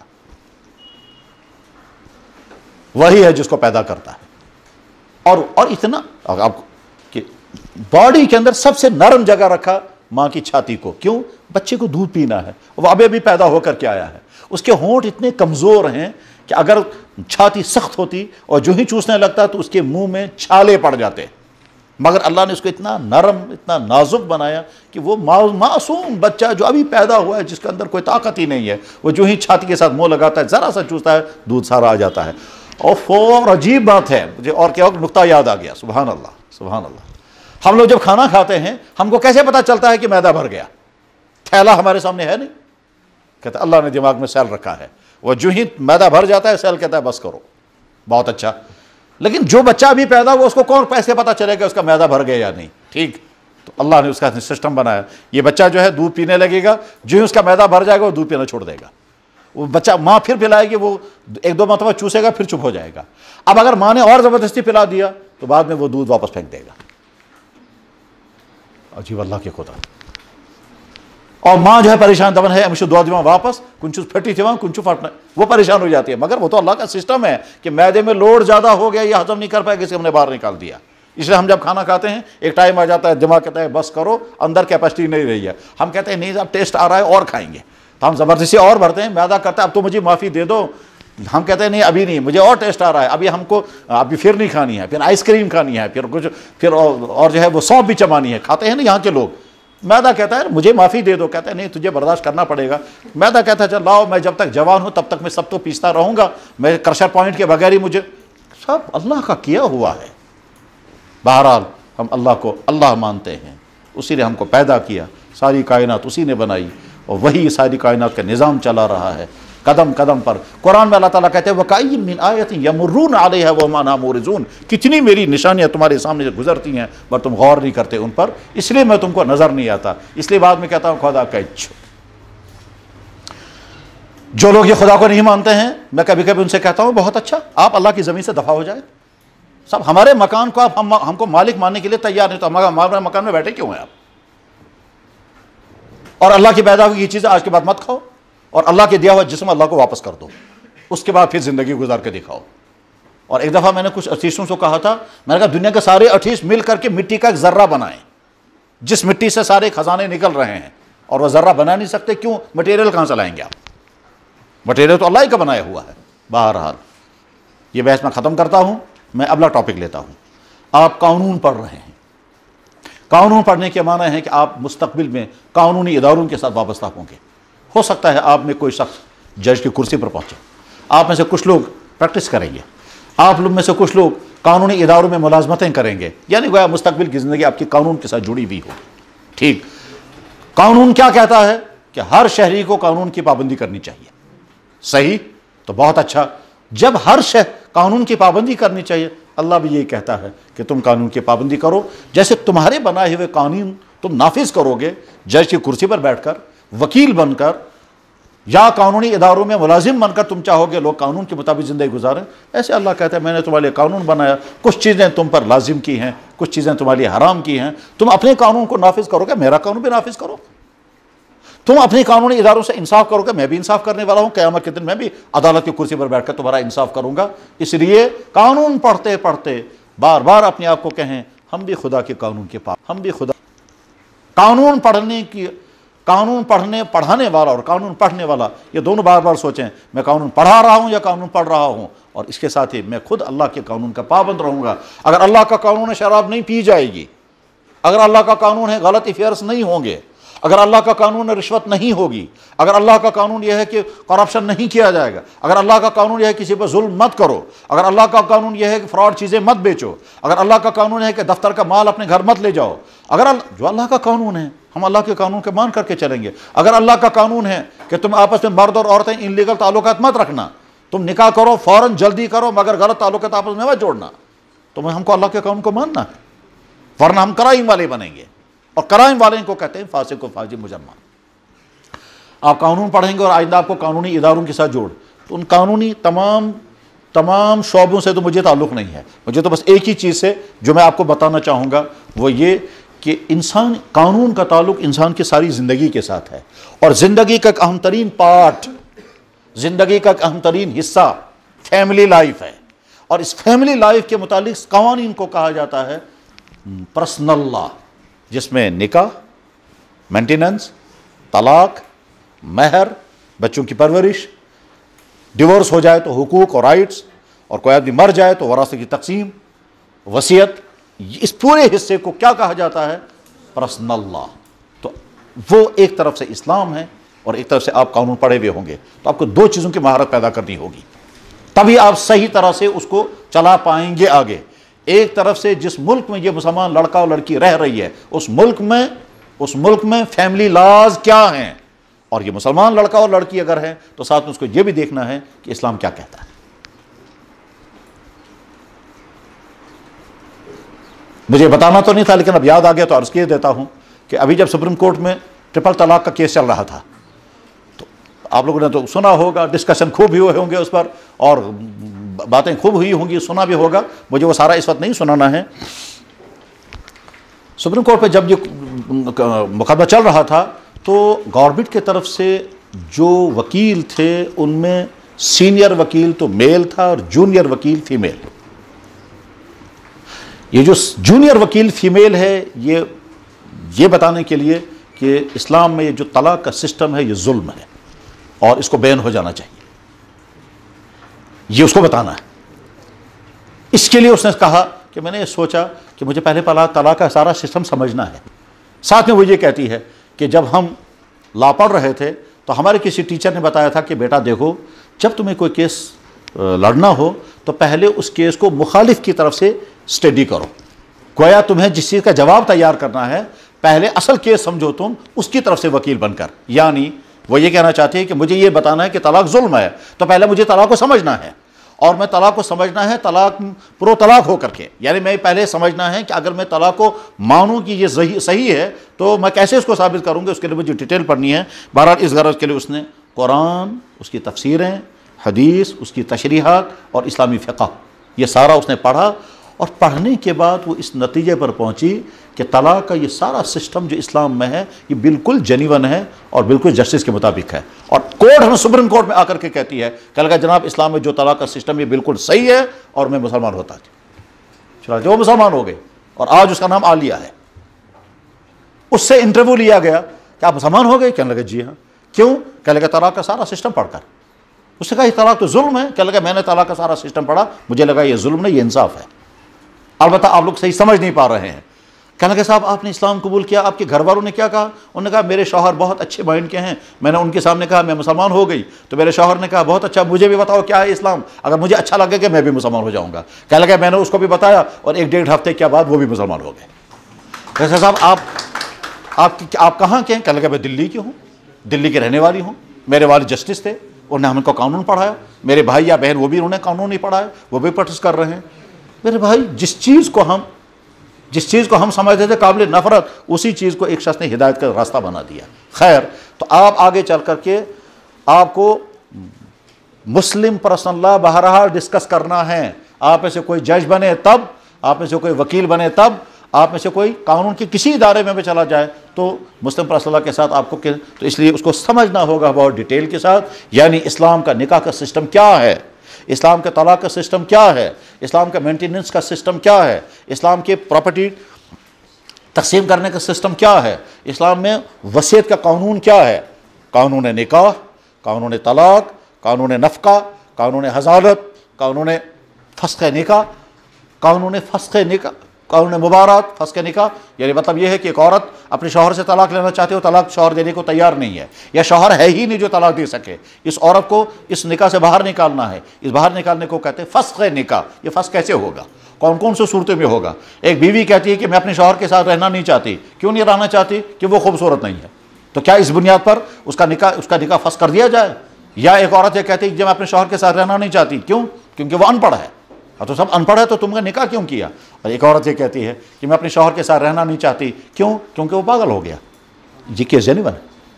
تو کچھ جگہیں ایسی ہیں جہاں کا فسخ ہوگا، فسخ کرنے کا اسلام میں طریقہ کیا ہے، اور قانون میں اس کو فسخ کرنے کا طریقہ کیا ہے۔ پھر اگر قانون سے فسخ ہو گیا، اسلام اس کو مانے گا یا نہیں، اور کہیں حکومتوں کا قانون، آپ کے کورٹوں کا قانون اور اسلامی قانون ٹکرا جائے گا، اس وقت آپ کو کس کی طرفداری کرنی ہے، یہ سارا آپ کو سمجھنا ہوگا، اس پر بڑی محنت کرنی ہوگی، اور محنت کرنے کے بعد آپ کے سامنے چیلنج آئے گا۔ ایک طرف سے آپ مسلمان ہیں، ایک طرف سے آپ قانون کے نافذ کرنے والے ادارے کے ساتھ جڑے ہوئے ہیں آپ اس وقت، اور ساتھ میں ایسا بھی ہوگا کہ آپ کے سامنے کیس آئے گا، آپ ظالم کے طرفدار بھی بن سکتے ہیں، آپ مظلوم کی طرفدار بھی بن سکتے ہیں۔ دو میاں بیوی کا جھگڑا ہے، اس میں سے ایک ظالم ہے ایک مظلوم ہے، ٹھیک؟ آج ہی صبح ہم ایک عورت کا کیس سن رہے تھے، اللہ اکبر، کتنا ظلم اس پر اس کا شوہر کر رہا ہے، ٹھیک؟ تو شوہر ظالم ہے، اگر آپ نے اس شوہر کی طرف سے وکالت نامہ لے لیا، اس کا تو آپ ظالم کے ساتھ کھڑے ہیں، اور اگر آپ نے اس مظلوم کی طرف سے، تو آپ مظلوم کی حمایت میں کھڑے ہیں۔ آپ کا قلم ایک مظلوم کے حق میں چل رہا ہے، آپ رات کو سٹڈی کر رہی ہیں اور نظائر پڑھ رہے ہیں اور کورٹوں کے فیصلے پڑھ رہے ہیں ایک مظلوم کی مدد کے لیے، اور اگر آپ ظالم کی مدد کے لیے تیاریاں کر رہے ہیں، تو آپ اپنے کیس کو کتنا تیار کر رہے ہیں، کس کے لیے؟ ظالم کو بچانے کے لیے۔ کل کو مرڈر کیس آئے گا، اس مرڈر کیس میں کچھ لوگ چاہیں گے کہ صاحب قاتل کو سزا ہونی چاہیے، اور کچھ لوگ چاہیں گے کہ نہیں صاحب قاتل بچنا چاہیے۔ آپ نے دیکھا ابھی کٹھوا کا کیس کہ صاحب بار والے جن کا کام ہے انصاف کو نافذ کروانا، وہ بار والے کہہ رہے ہیں قاتل کو بچاؤ۔ تو کیا انہیں وکالت پڑی ہے، اور کیا انہوں نے انصاف سیکھا ہے؟ اور کوئی حیا کوئی شرم بھی نہیں کہ ہم کیا کہہ رہے ہیں۔ ہم قانون نافذ کرنے والے انصاف کے اداروں کے ساتھ جڑے ہوئے ہیں، اور ہم کیا کر رہے ہیں؟ انجسٹس کرو، قاتل کو بچاؤ۔ تو خیر، آپ کو بھی یہ امتحان آگے آنے والے ہیں، اس وقت آپ کامیاب انسان بن کر دکھائیں، کامیاب مومن بن کر کے دکھائیں۔ اور اس وقت کیا کرنا ہوگا کہ صاحب آپ کے سامنے بڑے چیلنج آئیں گے، اور اس وقت آپ کو کشمیری زبان میں سیخ تو گوش بچوں تو کباب تو گوش بچوں۔ میں نے ایک دفعہ یہاں کشمیری سے پوچھا، میں نے کہا یار یہ کیا ایشوران، سیخ تو گوش بچوں تو کباب تو گوش، سیکھ کیا گئے؟ کہنے لگا جی پتہ نہیں، کشمیری تو یہ کہتے ہیں سیخ تو گوش بچوں کباب تو گوش بچوں، مگر پتہ نہیں اس کا۔ میں نے کہا میں بتاتا ہوں تمہیں، تم کو نہیں معلوم ہوگا۔ پہلے زمانے میں کشمیر میں غربت تھی، تو سیخ جو ہے وہ لکڑی کا ہوتا تھا، آج جو ہے وہ سیخ ہوتا ہے لوہے کا۔ تو وہ جو لکڑی کا سیخ ہوتا تھا اس پہ جب گوشت لگاتے تھے، اب وہ جب اس کو سینکتے تھے تو ڈر رہتا تھا سیخ گوشت نہ دازوں، تو اتنی آگ نہیں لگنی چاہیے کہ سیخ جل جائے۔ اب اگر سیخ کو بچاتے مگر گوشت کچا بھی نہیں رہنا چاہیے، تو کباب تو گوشت تیار کروں، سیخ تو گوشت بچوں، کیونکہ سیخ جو ہے وہ لکڑی کی ہے۔ اب یہی ہے کہ صاحب سانپ بھی مرے اور لاٹھی بھی نہ ٹوٹے، اور آپ نے سانپ مار دیا اور لاٹھی بھی ٹوٹ گئی، ٹھیک؟ تو آگے اگر کوئی دوسرا سانپ آئے گا تو آپ کیا کریں گے پھر؟ بس ٹھیک اسی طرح سے ایک مرحلہ ایسا آئے گا کہ آپ قانون کے ادارے کے ساتھ جڑے ہوئے ہوں گے، ایک طرف سے آپ کا ایمان بچنا چاہیے، ایک طرف سے آپ کو ظالم کا ساتھ نہیں دینا ہے، ایک طرف سے قانون کے تقاضے بھی پورے کرنے ہیں۔ اس وقت کیسے پورا کر پائیں گے، یہ اس وقت کا امتحان آپ کو بتائے گا۔ تو البتہ یہ بات اچھی طرح سے سمجھ کر کے رکھیں کہ مسلم پرسنل لاء کیا ہے، اور وہ کس ترتیب کے ساتھ ہم تک پہنچا ہے، اور اس کا نام مسلم پرسنل لاء رکھا کیوں گیا ہے، اور دنیا میں اس کے آج نام کیا کیا ہیں، اور اسلام کے اس پورشن میں اسلام پر جو اعتراضات ہوتے ہیں کہ صاحب اسلام نے نکاح پر جو طرح طرح کے اعتراضات ہیں، عورت کو طلاق کا حق کیوں نہیں دیا گیا، اس پر اعتراضات ہیں، مرد کے حق میں طلاق دے کر کے عورت پر ظلم کیا جا رہا ہے، اس پر اعتراضات ہیں۔ غرض ہے کہ ایک ایک چیز پر جو اعتراض، کیا صاحب اسلام نے مردوں اور عورتوں کے وراثت تقسیم کرنے میں انصاف کیوں نہیں رکھا ہے؟ انصاف نام ہے لڑکی کو بھی آدھا ملنا چاہیے، لڑکے کو بھی آدھا ملنا چاہیے، اسلام نے ایسا کیوں نہیں کیا؟ تو وہاں ہم سے نہیں، سوال آپ سے ہوگا۔ آپ کا جواب کیا لگا؟ ہاں جی اسلام نے ظلم کیا، آپ کیا کریں گے؟ یا نہیں اسلام نے جو کیا وہ انصاف ہے، اور آپ انصاف کیسے دکھائیں گے؟ آپ کو انصاف کر کے دکھانا ہوگا۔ میں اس کو مثال میں بیان کروں گا کہ امام ابو حنیفہ رحمہ اللہ تعالیٰ سے ایک شخص نے سوال کیا کہ ہم نے سنا ہے آپ اپنی عقل کو زیادہ بڑا سمجھتے ہیں۔ کہنے لگے جی نہیں، قرآن و حدیث کے مقابلے ہماری عقل کچھ بھی نہیں ہے۔ کہنے لگا نہیں ہم نے سنا ہے آپ اپنی عقل کے پیچھے زیادہ چلتے ہیں, قرآن حدیث کچھ. اس نے کہا جی نہیں, ہماری عقل کچھ نہیں ہے قرآن حدیث کے بارے میں مقابلے میں. اب میں آپ سے سوال کرتا ہوں, ایک آدمی مر گیا, اس کا ایک لڑکا ہے, اس کی ایک لڑکی ہے, لڑکا اور لڑکی دونوں, تو عقل یہ کہتی ہے لڑکی کمزور ہے لڑکے کے مقابلے میں, لڑکی مزدوری نہیں کر سکتی, لڑکی ہر سوسائٹی میں جا نہیں سکتی, لڑکا مزدوری کرے گا, محنت کرے گا, کما سکتا ہے, ساری پراپرٹی لڑکی کو ملنی چاہیے کیونکہ اس کی ذمہ داری نہیں وہ باہر نکل کر کے مزدوریاں کرے. کہنے لگا ہاں بات تو یہی ہے. کہا چلو اگر ساری نہیں تو آدھی لڑکی کو ضرور ملنی چاہیے. کہنے لگا ہاں بات تو صحیح ہے. کہا لیکن قرآن نے کہا لڑکی کو ہاف اور لڑکے کو ڈبل, تو اب ہم کو وہی ماننا ہے جو قرآن میں ہے. عقل کیا کہتی ہے؟ انہوں نے کہا عقل تو یہ کہتی ہے کہ زیادہ لڑکی کو ملنا چاہیے اور کم لڑکے کو ملنا چاہیے. امام ابو حنیفہ نے کہا آپ کی عقل کہتی ہے زیادہ لڑکی کو ملنا چاہیے کم لڑکے کو, میری عقل یہ کہتی ہے زیادہ لڑکے کو ملنا چاہیے لڑکی کو کم. اس نے کہا کیوں؟ کہا اس لیے کہ اسلام نے لڑکی پر کوئی بوجھ رکھا ہی نہیں. یہ جب تک بیٹی ہے اس کا خرچہ اس کے باپ کی ذمہ ہے, باپ نہیں ہے تو اس کا خرچہ اس کے بھائیوں کی ذمہ ہے, اور وہ بھائی اس پہ احسان نہیں کرے گا, ان کی ڈیوٹی ہے یہ. اور جب اس کا نکاح ہو جائے گا اس کے سارے خرچے اس کے شوہر کی ذمہ ہیں, اور خدا نہ خواستہ اگر شوہر کی وفات ہو گئی, ڈیتھ ہو گئی یا ڈیورس ہو گیا تو واپس اس کے خرچے اس کے بھائیوں کی ذمہ, اس کے ماں باپ کی ذمہ. ماں باپ نہیں ہوں گے اس کے اولاد کی ذمہ, اولاد نہیں ہوں گے اس کے چچا اور ماموں کی ذمہ. یعنی اللہ نے اس بیٹی کو ہر جگہ بالکل محفوظ رکھا. تجھے بیٹا کچھ بھی فکر کرنے کی ضرورت نہیں ہے, تیرے خرچے ہم نے ہر جگہ رکھے ہیں, تیرے باپ کی ذمہ, تیرے شوہر کی ذمہ, تیرے بھائیوں کی ذمہ, تیری اولاد کی ذمہ, تیرے ماموں کی ذمہ, تیرے چچاؤں کی ذمہ, چچیرے بھائیوں کی ذمہ, اور کچھ نہیں تو آخر میں اسلامی حکومت کی ذمہ داری ہے کہ اپنی ایک ایک بیٹی کو وہ کھلائیں اور پلائیں. تم تو ہر جگہ محفوظ ہو. اور اس کے مقابلے میں لڑکا, اس کو اپنا خرچہ بھی چلانا ہے, اپنا خرچہ بھی چلانا ہے, اپنی بیوی بچوں کا خرچہ بھی چلانا ہے, اپنے ماں باپ کا خرچہ بھی چلانا ہے, اور اگر بہن واپس آ گئی تو اس کا خرچہ بھی چلانا ہے. تو ساری ذمہ داریاں بھائی پر ڈالی گئی. اس لیے کہنے لگے اس لیے تو پھر ساری پراپرٹی بھائی کو ملنی چاہیے. کہنے لگا نہیں بھائی کو نہیں, اب وہی کریں گے ہم جو قرآن نے کہا کہ اگر باپ مر گیا تو 2/3 لڑکے کو اور 1/3 لڑکی کو. یہ الگ بات ہے, یہاں کا بھائی اپنی بہن کو دینے کو تیار نہیں ہوتا. یہاں کا بھائی اپنی بہن کو لاکھوں روپے تو اس کی شادی میں اڑانے کو تیار ہیں, لیکن جب وراثت کا مسئلہ آئے گا تو وہ وراثت کا حصہ دینے کے لیے تیار نہیں تھا. میں نے یہ تھا چن کیسی دشمن اس کیسے وہ ٹھیک. اور پہلے تو یہاں تھا وہ کسٹمری لا, اور آپ نے پڑھا ہوگا یا سنا ہوگا, اور اگر پڑھا یا سنا نہیں تو اس کو پڑھیں اور سمجھیں وہ کسٹمری لا کیسے آیا تھا کشمیر میں, پھر وہ کب تک چلتا رہا اور اس کے ذریعے سے کیا ہوتا تھا, پھر وہ کسٹمری لا الگ ہو کر کے پھر مسلم پرسنل لا کیسے یہاں نافذ ہوا, اور جب نافذ ہو گیا تب ہم اس میں کیسے آگے چلائیں گے, کیسے عمل کریں گے. تو بہرحال میں پوائنٹ جو سمجھا رہا تھا وہ یہ کہ آپ کے سامنے اس اسلام کی اس پورشن پر طرح طرح کے سوالات آئیں گے. ان سوالوں کا جواب آپ کو اسلام کا نمائندہ بن کر کے دینا ہے, اور تب آپ جواب دے سکیں گے کہ جب آپ اس کو اچھی طرح سے سمجھتے ہوں گے, جانتے ہوں گے. مجھے یاد ہے ایک مرتبہ ہم مسلم پرسنل لا بورڈ کے اجلاس میں تھے, اور مسلم پرسنل لا بورڈ کا ایک اہم ترین کام یہی پرسنل لا کی حفاظت ہے. تو وہاں ایک ڈسکشن چل رہا تھا یہی طلاق کے متعلق. تو اس میں بامبے ہائی کورٹ کی ایک فیمیل وکیل جو مسلمان ہیں اور بہت قابل ہیں, وہ مسلم پرسنل لا بورڈ کے ویمن جو پورشن اس کا ہے اس کے ممبر ہیں. تو وہ کھڑے ہو کر کہتی ہیں میں عورت ہونے کے ناطے اعلان کر کے کہتی ہوں عورت کے ہاتھ میں طلاق ہرگز نہیں ہونی چاہیے. اب سب لوگ حیران ہو گئے. کہنے لگا میں روزانہ طلاقوں کو ڈیل کرتی ہوں, مردوں کے ہاتھ میں طلاق کی تلوار دے کر کے میں گھروں کو تباہ ہوتے ہوئے دیکھتی ہوں. یہ تلوار اگر عورت کے ہاتھ میں بھی چلی گئی تو اور زیادہ تباہی آ جائیں گی. اور مرد تو کنٹرول تھوڑا سا کر لیتا ہے, آج کا مرد وہ بھی نہیں, عورت وہ بھی نہیں کر پائے گی, وہ تو ہر دن میں 10 مرتبہ طلاقیں دے جائے گی. کیوں؟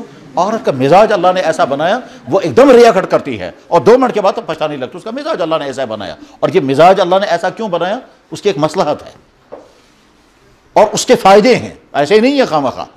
یہ تو اللہ جل شانہ نے جیسا نظام بنا اس کے فائدے ہیں, وہ ویسے ہی نہیں ہے جیسے ہمیں بھوک لگتی ہے. یہ بھوک لگتی ہے اللہ نے لگائی, پھر کھانے میں مزہ آتا ہے. یہ اللہ نے ٹیسٹ جو رکھا یہ اسی لیے رکھا ہے تاکہ یہ میرے بندے کھائیں گے. اگر میں نے بھوک نہیں لگائی, اگر کھانے میں نے ٹیسٹ نہیں رکھا, پھر میں ان سے کہوں گا کھاؤ, یہ کھائیں گے نہیں. جیسے میں ان سے کہتا ہوں نماز پڑھو, یہ پڑھتے ہی نہیں ہے. میں کہتا ہوں روزہ رکھو, یہ رکھنے کو تیار نہیں. اور جب بھوک لگے گی تو بھوک کی وجہ سے. بس ٹھیک اسی طرح سے مرد اور عورت کا آپس میں تعلق اللہ نے جوڑا میاں بیوی کی حیثیت سے, اور اس تعلق جوڑنے میں اللہ نے ٹیسٹ رکھا ہے. یہ ٹیسٹ رکھا اسی لیے کہ اگر یہ ٹیسٹ میں نہیں رکھوں گا, میں آرڈر کروں گا, مرد اور عورت آپس میں ضرور ملیں گے, وہ کہیں گے وہ کون کرے گا, چھوڑو. تو یہ حکم پورا نہیں کریں گے آگے نسل نہیں چلے گی. اس لیے میں نے اللہ تعالیٰ نے اس میں چٹنی لگائی بیچ میں کہ تاکہ تم ہر وقت اٹیچ رہو گے. شوہر اپنی بیوی سے اٹیچ رہے گا, بیوی اپنے شوہر سے اٹیچ رہے گی, محبتیں ایک دوسرے کے ساتھ اور اس کے بعد پھر نسلیں بنیں گی, اولاد بنیں گے, اور محبت کے ساتھ آپ اولاد پالائیں گے. اس کے بیچ پہ وہ جو مزہ رکھا وہ اسی لیے رکھا, وہ ایسے ہی نہیں ہے. اس کے ہر چیز کے پیچھے فلسفی ہے. تو بہرحال آپ آگے چل کر کے قانون کے نمائندے بنیں گے, اور اس میں آپ کو اسلامی قانون کا ڈسکس بھی کرنا ہے, اور اس پر آنے والے اعتراضات کے جوابات بھی دینے ہیں, اور خدا نہ خواستہ کہیں خود ہی کنفیوز نہ ہو جائے, اور آپ کے ذہن میں خیال نہ آنے لگے صاحب واقعی یہ قانون میں کیا کرو, میں بنو خدا ہے تو میں مجبور ہوں چماؤ. نہیں, آپ نمائندہ بن کر کے چاہیں. چنانچہ ایک دفعہ بامبے میں اس پر ڈسکشن ہو رہا تھا, اس میں وکلا بھی تھے, جج بھی تھے, اور سب غیر مسلم, اور ایک مسلمان عالم بھی تھے. وہاں کہتے صاحب انصاف کا تقاضا یہ ہے کہ عدالت جو ہے وہ تقسیم کرنی چاہیے برابر. تو ایک ہمارے وہ عالم تھے, کہنے لگے یہ جتنے حضرات بیٹھے ہوئے ہیں ڈائس پر, اس میں بہت ساری فیمیل ہیں, میں ان سے سوال کرتا ہوں, آپ کا ایک بیٹا ہے اور ایک بیٹی ہے, بیٹی کی شادی ہو گئی, وہ اپنے گھر میں ہے, آپ کا بیٹا آپ کے ساتھ ہے, اور آپ جب ریٹائر ہو جائیں گے تو آپ کو اپنے بیٹے کے ساتھ ہی رہنا ہے. وہ بیٹا جو ہے وہ آپ کو بھی چلائے گا اور اپنے بچوں کو بھی چلائے گا. ٹھیک, جب آپ کی ڈیتھ ہو جائے گی, آپ کی بیٹی آ کر کے کہے گی آدھی پراپرٹی میں یہاں سے لے جانا چاہتی ہوں, آپ برداشت کر لیں گی؟ تو نے کہا جی نہیں یہ تو نہیں ہونا چاہیے. کہنے لگا یہ جو ہونا رہے یہ تو آپ اپنے لیے کہہ رہے ہیں. جب آپ کی اپنی ذات پر بات آئی, کہنے لگا نہیں صاحب یہ نہیں ہونا چاہیے, وہ تو اپنے گھر میں سیٹل ہے, اس گھر سے کیوں لے جائے گی, وہ تو میرا بیٹے کا سب کچھ ہے. کہنے لگا یہی قانون تو اسلام نے بنایا, اسی پر آپ اعتراض کر رہے ہیں. سارا ہاؤس حیران ہو گیا. تو بہرحال آگے چل کر کے آپ کو اسلامی قانون کی وضاحتیں کرنی ہوں گی, اور اس قانون کی وضاحتیں کرنے کے لیے آپ کے اندر صلاحیت پیدا ہونی, اس میں علماء سے بھی ملنا ہوگا, ان سے فائدے اٹھانے ہوں گے, ڈیٹیل میں پڑھنا ہوگا, اس کی حکمتیں سمجھنی ہوں گی, اور اس کے بعد پھر آپ قانون کی سمجھ لیں. بس میرا یہ دوسرا ٹاپک ختم ہو گیا, وقت اسی میں زیادہ چلا گیا. مجھے تیسرا ٹاپک جو عرض کرنا ہے وہ میں عرض کیے دیتا ہوں. 2 ٹاپک اور بھی تھے, لیکن اب پتہ نہیں وہ تیسرا چوتھا ہو پائے گا یا نہیں. فی الحال میں تیسرے ٹاپک کو لیتا ہوں. آپ اس وقت جوانی کی زندگی گزار رہے ہیں, اور اس جوانی کی بری عادتوں سے اپنی جوانی کو خراب کرنے کا راستہ بھی آپ کے سامنے کھلا ہوا ہے, اور برائیوں سے بچ کر کے پاک صاف جوانی گزارنے کا راستہ بھی آپ کے سامنے کھلا ہوا ہے. چوائس آپ کو کرنی ہے. ہمارا سماج اس وقت, ہماری سوسائٹی اس وقت جیسی ہے وہ سب آپ کے سامنے ہے, اور سماج کا ایک اہم ترین حصہ یوتھ, نوجوان, وہ آپ ہیں. آپ اپنے بارے میں طے کر کے چلیں کہ آپ کو اپنی جوانی کیسے گزارنی ہے. نوجوان لڑکے ہوں یا لڑکیاں ہوں, ان کی جوانی گندگیوں میں بھی ڈوب سکتی ہے, اور پاک صاف جوانی بھی ہو سکتی ہے. یہ پاک صاف جوانی یہ بھی آپ کے اپنے ہاتھ میں ہے, اور گندگی میں ڈوبی ہوئی جوانی وہ بھی آپ کے ہاتھ میں ہے. فیصلہ ہوگا جب آپ کے جوانی کا آفتاب غروب ہو جائے گا, اس کے بعد آپ مڑ کر کے دیکھیں گے کہ میں نے سکولنگ کے لائف میں, یونیورسٹی کے لائف میں کیا کیا کیا ہے, اور کس چیز کو کرتے کرتے میں نے اپنے آپ کو بچا لیا ہے. اور جہاں کرتے کرتے اپنے آپ کو بچائیں گے, اس وقت آپ کا ذہن آپ کو مبارکباد دے گا کہ آپ نے فلاں جگہ اپنے آپ کو بچا لیا. اور جہاں اپنے آپ کو آپ نہیں بچا پائے ہوں گے, نہیں بچائیں گے, آپ کا ضمیر آپ کو اس طرح سے ڈسے گا اندر سے کہ تم نے فلاں جگہ پر کیا کیا کیا ہے, اور وہ ضمیر کا ڈسنا جو ہے وہ برداشت نہیں کر پائیں گے. اس وقت انسان کیا کہا. چنانچہ یہ آپ ابھی نہیں سمجھیں گے. یہ وہ لوگ جو اس جوانی سے نکل کر کے اب اگلے پورشن میں زندگی گزار رہے ہیں, وہ سناتے ہیں اپنے حالات کہ جناب جہاں جہاں ہم بچے وہاں کتنی خوشی ہوتی ہے جب سوچتے ہیں, اور جہاں ہم بچ نہیں پائے وہ داغ ہماری زندگی کے ساتھ لگے ہوئے ہیں, اور اس داغ کی وجہ سے اب ہم پریشان رہتے ہیں کہ کوئی صفائی ہو سکتی ہے. تو آپ کے سامنے آپشن کھلا ہوا ہے, آپ اپنی جوانی کو ان تمام گندے کاموں سے بچا کر کے چلائیں آگے. اور آپ کو اس دنیا میں کوئی مبارکباد دے یا نہ دے, اللہ کا نبی آپ کو مبارکباد دیتا ہے کہ اگر آپ نے اپنی جوانی کو ان تمام گندگیوں سے بچایا. گندگیوں کی ڈیٹیل میں نہیں بتانا چاہوں گا, وہ آپ خود سمجھ سکتے ہیں کیا کیا خرابیاں, کیا کیا برائیاں, کیا کیا حماقتیں اور کیا کیا غلطیاں ہوا کرتی ہیں, ہو سکتی ہیں, اور شیطان آپ کا پیچھا کر رہا ہے. اور آپ کو وہ چاہے گا کسی نہ کسی طرح سے, یا تو ادھر سے اور یا ادھر سے آپ کو کسی برائی میں مبتلا کر دے, اور اس وقت آپ کو خود لڑنا ہوگا, دوسرا کوئی ساتھ نہیں دے گا. اس وقت اس سے لڑنے کے لیے آپ کو خود اپنے اندر طاقت پیدا کرنی ہے کہ جب خدا نخواستہ کوئی میرا پیچھا کرے, اس وقت شیطان کہے گا ہاں بہت اچھا, تم تو اس وقت معشوق بننے والے ہو, کیوں پیچھے ہٹو گے, تم تو اس وقت معشوقہ بننے والے, کیوں پیچھے ہٹو گے. اس وقت اپنے آپ کو بچا کر کے دکھائیں. اور جس وقت آپ کو شیطان ابھارے گا کہ تم یہاں سے پیچھا کرو، اس وقت اپنے آپ سے آپ کو لڑنا ہوگا۔ لڑائی ایک وہ ہوتی ہے جو باہر کے دشمن سے ہوتی ہے، اور ایک لڑائی ہوتی ہے جو اندر کے دشمن سے ہوتی ہے۔ جناب رسول اکرم صلی اللہ علیہ وسلم ہمیشہ معمول بنائے، جب ہمارے نبی کا نام آئے فوراً کہنا چاہیے صلی اللہ علیہ وسلم۔ میں بیچ میں واقعہ سنا دیتا ہوں، مجھے یاد آ گیا صلی اللہ علیہ وسلم پر۔ ہم ایک دفعہ ایک سیمینار میں تھے، اور سیمینار تھا اسلامی بینکنگ اور فائنانسنگ پر۔ اس اسلامی بینکنگ اور فائنانسنگ پر سیمینار میں ورلڈ لیول کے بہت بڑے بڑے سکالر تھے۔ اس میں عراق کے ایک صاحب آئے تھے جس کا نام تھا ڈاکٹر محی الدین قرہ غازی، جو اس کا نام تھا، اور کہا جاتا تھا کہ یہ ورلڈ لیول کے اسلامی بینکنگ اور فائنانسنگ کے چند بڑے ماہروں میں سے ہیں، وہ بھی تھے اس سیمینار میں۔ خیر، تو جب ان کو اب بولنا تھا ٹاپک پر، تو انہوں نے کہا کہ جس ٹاپک پر یہاں سیمینار ہو رہا ہے، اسی ٹاپک پر اس سے پہلے سوئٹزرلینڈ کے اندر یہ سیمینار ہوا ہے اسلامی بینکنگ پر۔ کہتا ہے یہاں تو آپ اسلامی فقہ اکیڈمی والوں کی طرف سے یہ سیمینار ہے، اور وہاں ورلڈ اکنامک فورم والوں کی طرف سے سیمینار تھا، اس میں بھی تھا میں۔ تو وہاں جب مجھے اس ٹاپک پر بولنے کے لیے کہا گیا، یہ کہتے ہیں ڈاکٹر غازی کہتے ہیں، جب میں کھڑا ہوا تو میں نے ان سے کہا کہ جس ٹاپک پر ڈسکشن ہو رہا ہے اس ٹاپک کے متعلق میں پہلے آپ کو حدیث سناتا ہوں، تو ایک جو سکالر کھڑا ہو گیا، کہنے لگا خبردار، یہاں کوئی نبی کی بات نہیں کی جائے گی، یہ بینکنگ ہے، آپ کے نبی کی بات ہم سننے کے لیے یہاں نہیں آئے ہیں۔ آپ کو پورا اندازہ نہیں ہوگا کہ یہودی کو بہت نفرت ہوتی ہے مسلمانوں کے ساتھ بھی، اللہ کے نبی کے ساتھ بھی، قرآن کے ساتھ بھی، قرآن میں بھی ہے یہ، اور وہ جانتے ہیں پورا اسلام۔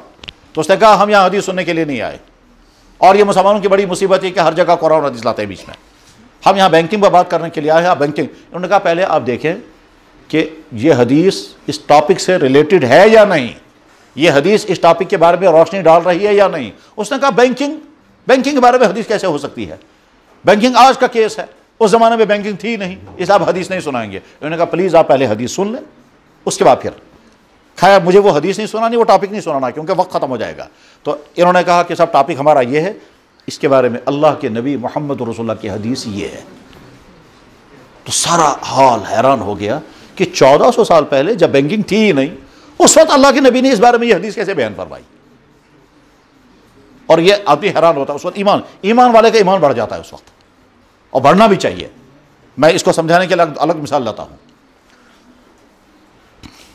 کروموزوم کی تھیوری اپنی پڑھی ہوگی، سنی ہوگی، سمجھی ہوگی، اور چونکہ آپ لا کے طالب علم، اس آپ کہیں گے یہاں کہاں کروموزوم ہے، وہ تو وہاں سائنس ڈپارٹمنٹ میں ہے، تو جواب آئے گا کہ ہاں کچھ نہ کچھ تو پڑھا ہوگا۔ مختصراً یہ ہے کہ کروموزوم کی تھیوری کا مطلب یہ ہے کہ مرد اور عورت کا سیمن اور ایگ جب آپس میں ملتا ہے تو مرد کے سیمن میں وائی اور ایکس، اور عورت کے ایگ میں ڈبل ایکس، اور یہ دونوں آپس میں جب ملتے ہیں تو اگر ایکس ایکس کا ملاپ ہو گیا تو لڑکی بنے گی، اور وائی ایکس کا ملاپ ہو گیا تو لڑکا بنے گا۔ اللہ کا نظام یہی ہے۔ ٹھیک، بہت اچھا۔ تو اب اس کا مطلب کیا ہوا کہ اگر مرد کا وائی ایکٹیویٹ ہو گیا تو لڑکا بنے گا، اور اگر مرد کا وائی ایکٹیویٹ نہیں ہو پایا اور مرد کے ایکس نے کام کیا اور عورت کا ایکس، عورت میں تو ایکس سے ایکس ڈبل ایکس ہے، تو اس کے بعد یہ لڑکی بنے گی۔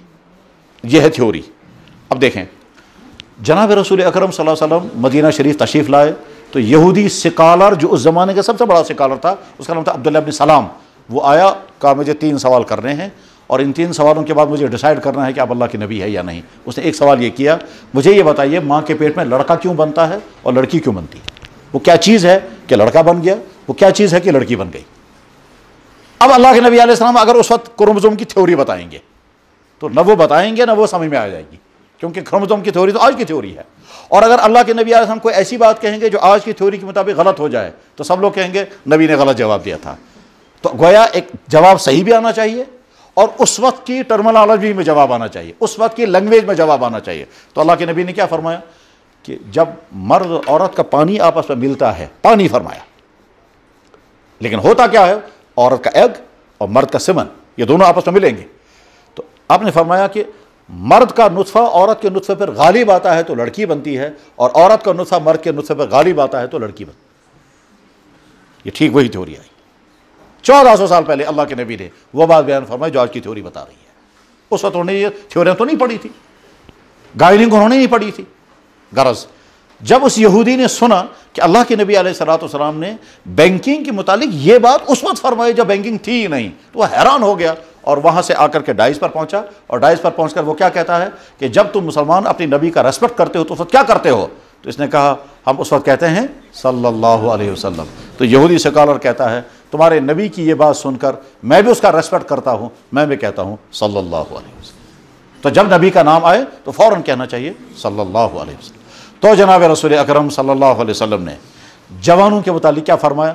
فرمایا قیامت کے دن جب کہیں کوئی سایہ نہیں ہوگا، عرش کے سائے کے نیچے جو چند لوگ ہوں گے ان میں سے وہ جوان جس جوان نے اپنی جوانی سارے گندے کاموں سے بچائی ہوگی۔ اللہ کے نبی نے فرمایا جب سارا معاشرہ گندگیوں میں ڈوب گیا ہوگا اس وقت جو انسان اپنے آپ کو گندگیوں سے بچائے گا فطوبا، میری طرف سے اس کو بہت مبارک ہو۔ آپ لڑکے ہیں، طلبہ ہیں، وہ طالبات ہیں، اپنی جوانی کی حفاظت کر کے دکھائیں۔ اور بگڑنے کے خطرات بہت ہیں، بچنے کے امکانات کم ہیں، بگڑنے کے حالات زیادہ ہیں، بچنے کے آپشن کم ہیں، اور وہ آپ کے ہاتھ میں ہیں۔ آپ مان کر کے چلیں کہ جب چاروں طرف چلے کلان کا ماحول ہوتا ہے تو ٹھنڈ لگنے کے امکانات زیادہ ہوتے ہیں، گرمی کا الگ سے انتظام کرنا پڑتا ہے، اور وہ انتظام ہر تھوڑی دیر کے بعد بدلنا پڑے گا کہ صاحب حمام گرم کیا تھا اگلے دن پھر جلانا ہے، آپ کو کانگڑی ساتھ لینی پڑے گی، آپ کو گلاؤز پہننے پڑیں گے، انتظام، کیونکہ چاروں طرف سے چلے کلان کا ماحول ہے۔ بس ٹھیک اسی طرح سے آپ کی چاروں طرف جو ماحول ہے اس ماحول میں آپ کی عادتیں بگڑ سکتی ہیں، اس ماحول میں آپ کا کیریکٹر خراب ہو سکتا ہے، اس ماحول میں آپ کی صحت تباہ ہو سکتی ہے۔ جب آپ رات بھر گندی ویب سائٹوں پر رہیں گے آپ کی دماغی صحت بھی خراب ہو جائے گی، آپ کی ایمان والی صحت بھی خراب ہوگی، اور آپ کی جسمانی صحت بھی خراب ہوگی۔ جب آپ رات بھر گندی ویب سائٹیں دیکھتے ہیں کہ مزے اٹھائیں گے، اور اس کے معنی ہے کہ آپ اپنے آپ کو زہر پلا رہے ہیں۔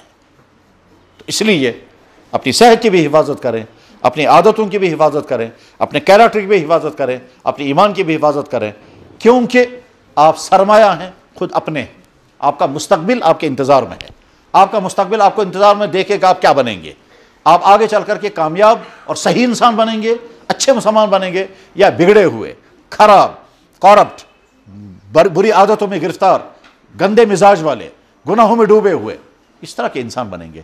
آپ اپنے والدین کا سرمایہ ہیں، وہ آپ کے والدین آپ کے انتظار میں ہیں، آپ کے استاد آپ کے انتظار میں دیکھیں گے ہمارے اسٹوڈنٹ کیا بنیں گے، اور آگے چل کر ان کی زندگی۔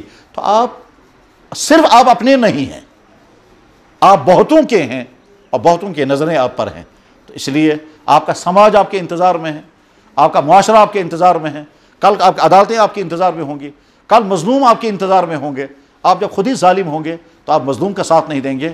اب وہ وکیل بھی ہوتا ہے جو کہتا ہے یہ جیتے یا ہارے مجھے تو اپنے پیسے سے غرض ہے، وہ بھی وکیل ہوتا ہے۔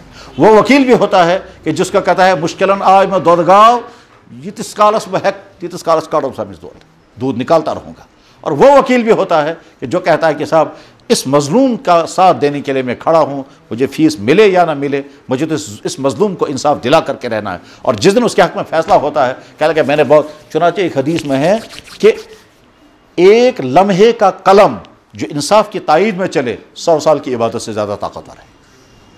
آپ کا قلم وکیل بن کر یا جج بن کر جب اٹھے گا اور آپ رات کو تیاریاں کریں گے اور فیصلہ لکھیں گے یا اپنا کیس تیار کریں گے، اس کے لیے جو محنت آپ رات کا کریں گے وہ نہ جانے کتنا بڑا سرمایہ ہوگا، اور یہ بھی ہو سکتا ہے کہ بہت بڑا جرم ہوگا، لیکن یہ سارا تب کہ جب آپ اپنے آپ کا اپنا کیریکٹر اتنا پاکیزہ، اتنا اچھا اور اتنا بہترین کیریکٹر ہو کہ آپ ہر جگہ انصاف والے ہوں۔ میرے نوجوان بھائیوں، اس وقت ہماری نوجوان نسل جتنے خطرات کے زد میں ہے ان کا ایمان بھی خطرے میں ہے۔ وہ اللہ کے بارے میں ان کو ڈاؤٹ میں ڈالا جا سکتا ہے، نبی کے بارے میں، قرآن کے بارے میں، آخرت کے بارے میں، تو ایمان کو خطرے ہیں۔ کیریکٹر کے حالات وہ ہم سب کے سامنے ہیں کہ صاحب کتنے نوجوان لڑکے اور لڑکیاں غلط تعلقات میں مبتلا، اور اس کے بعد پھر ان کی زندگی تباہ ہو جاتی ہے، اور آگے ان کے آپس میں رشتے ہوں یا نہ ہوں کچھ نہیں معلوم ہے، ہو جاتے ہیں تو بھی کامیاب ہونے کے امکانات کم ہو جاتے ہیں، اور اگر ان کے رشتے نہیں ہوتے ہیں پھر تو بہت بڑا ظلم ہوتا ہے کہ جو لڑکا کسی اور کے ساتھ رہا ہے اب وہ اب کسی اور بیوی کے ساتھ رہ رہا ہے، کبھی اپنی بیوی کے ساتھ وہ مکمل وفا کر ہی نہیں سکتا، ممکن ہی نہیں، کیونکہ اس کے دل میں کوئی اور ہے، وہ اس کے خوابوں میں جی رہا ہے۔ اور وہ خاتون، وہ بیٹی کہ جس کے کسی کے ساتھ غلط تعلقات آج ہیں، آگے چل کر کے جب وہ کسی اور شوہر کے ساتھ رہے گی وہ اپنے شوہر کی مکمل وفادار بن نہیں سکتی۔ کیوں نہیں بن سکتی؟ اس لیے کہ اس کے دل میں تو کوئی اور رہا ہے۔ یہاں تو ایبسولوٹلی محبت چاہیے کہ شوہر یہ کہے میرا اور کوئی نہیں ہے میری بیوی، اور بیوی کہے میرا اور کوئی نہیں ہے صرف میرا شوہر ہے۔ میں اسی یونیورسٹی میں جمعہ پڑھ کر باہر نکلا تھا تو اسی یونیورسٹی کی کسی طالب علم نے مجھ سے پوچھا، کہنے لگا جناب عشق کے بارے میں کیا کہتے ہیں؟ تو میں نے کہا کس سے کرنا ہے عشق؟ کہنے لگا نہیں آپ جنرل میں بتا دیں۔ میں نے کہا نہیں آپ کو کس سے کرنا ہے مجھے سمجھاؤ۔ کہنے لگا نہیں آپ جنرل بتائیے۔ میں نے کہا تم کہاں کہو گے میں بتاتا ہوں۔ میں نے کہا جب اگر آپ کو اپنی بیوی کے بارے میں سوال ہے تو میں کہوں گا بہت محبت کرو، بہت محبت کرو، بہت محبت کرو، جتنی کرو گے اتنی کم ہے، اور اگر کسی اجنبی کے ساتھ کرنا ہے تو یہ حرام ہے، حرام ہے، حرام ہے۔ میں نے کہا ہے تو چلو آپ نے تو اس کا ساری کاٹ دیا، صحیح ہے، واقعتاً یہی ہے۔ تو اس نے کہا کہ تو چٹوس کا لایا سیرسی۔ میرے بھائی آپ اس وقت اسی مرحلے میں ہیں کہ شیطانی فتنے میں آپ مبتلا ہو سکتے ہیں اور آپ کی زندگی تباہ ہو جائے گی، اس لیے اپنے آپ کی حفاظت کریں، اسی میں آپ کی کامیابی ہے۔ ایک چوتھا ٹاپک مجھے اور بتانا تھا لیکن ٹائم 5 منٹ زیادہ ہو چکے ہیں، اس لیے پھر کبھی زندگی رہی۔ اور کیا کہتے ہیں وہ مرزا غالب نے کہا ہے کہ محبت سے جب چاہو بلاؤ مجھے، میں گیا وقت نہیں کہ پھر آ بھی نہ سکوں۔ اور ہو سکتا ہے آپ کے ذہن میں بہت سارے سوالات ابھرے ہوں گے، پھر کبھی جب آپ آگے آئیں گے تو اس دن آپ کے سوالات بھی سنیں گے اور آپ کے سوالوں کا جواب بھی دیں گے۔ وآخر دعوانا ان الحمدللہ رب العالمین برحمتک یا ارحم الراحمین۔ وهنا حلقات الصديق قلب ينبض بالقرآن، وهنا حلقات الصديق قلب ينبض بالقرآن، هذا النور شفاء صدور فاض وعطر كل لسان، وهنا حلقات الصديق قلب ينبض بالقرآن، وهنا حلقات الصديق قلب ينبض بالقرآن، ومجمع هذه الحلقات غيم بسماء